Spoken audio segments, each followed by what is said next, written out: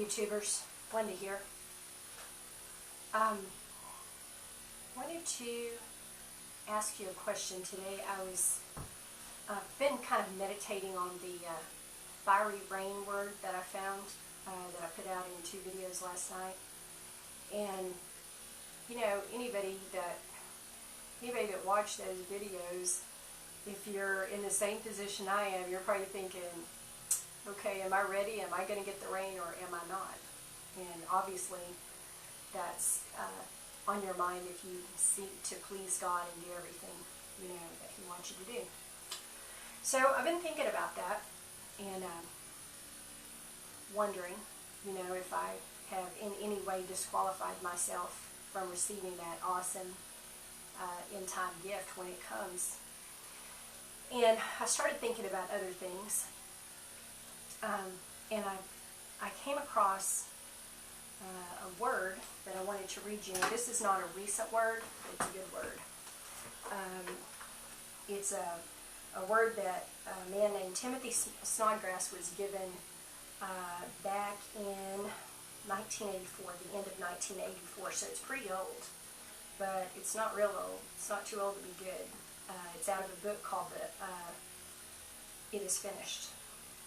On November 21st, 1984, there was apparently a total solar eclipse.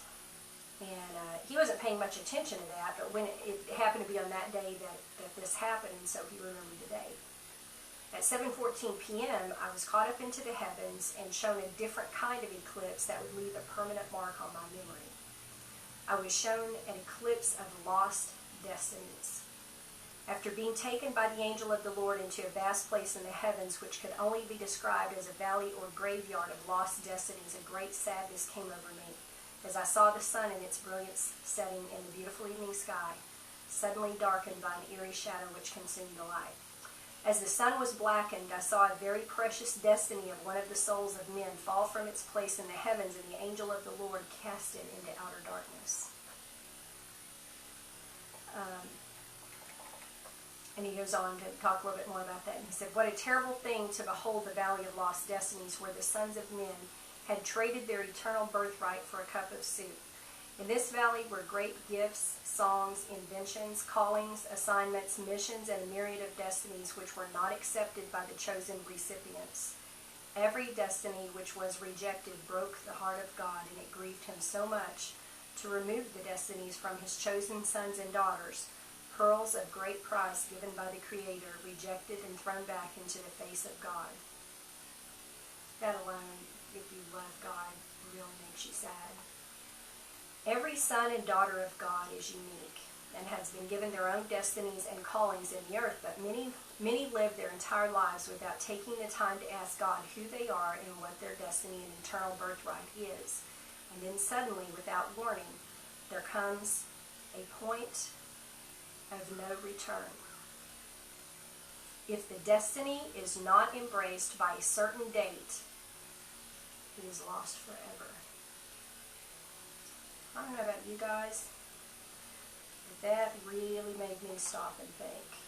I have been pursuing my destiny for a while, and I do have an idea of what it is. Of course, I don't know all the details, but when I read that and that word, I don't care if it is from 1984, it's been true since the beginning of time. If you don't embrace your destiny by a certain date, it becomes too late. And your destiny is gone forever. You can't ever have it. And I remembered the parable of the talents. It's in Matthew chapter 25. It talks about the master who gave each one of his servants like 1 talent, and then he left and he came back, and some of the servants had made money, and one guy had buried the talent in the ground. And a talent, if you're not familiar with biblical measures, is equal to about 75 pounds. So let's say it's 75 pounds of gold. You probably couldn't carry more than one, but whatever gifts God has placed in you are your talents. And my question to you is, wherever you are, I mean, you know, most of us are going through a really hard time this last year through 2009 and some even in 2008. And when we go through a difficult time, one of the things that we tend to do is escape from it. Use whatever, our method of escape is to not think about the present if the present's not a very pleasant place to think about. And what we do is we look ahead to the future. And not that it's wrong to look ahead to the future, but if you spend a lot of time looking ahead to the future and so much that you're not working on the present, then it becomes a problem. Are we spending so much time looking into the future that we're maybe missing ministry opportunities now where we could use the talents that the Master has given us? Are we fully utilizing what we already have? Or are we sitting down here and, thinking that God's going to drop some marvelous plan or assignment or, destiny down on us when we haven't done anything with what we already have? Is it possible that we're doing that? What if God sent an angel to you tonight and said, look, what you have is your destiny. That's all you've got. What if what you have is all you have? What if the people around you, the people you work with, the people you minister to on YouTube, what if that's all the people God's ever going to give you to minister to? Are you fully utilizing your talent? Are you using everything that you have been given to minister in the place where you are now?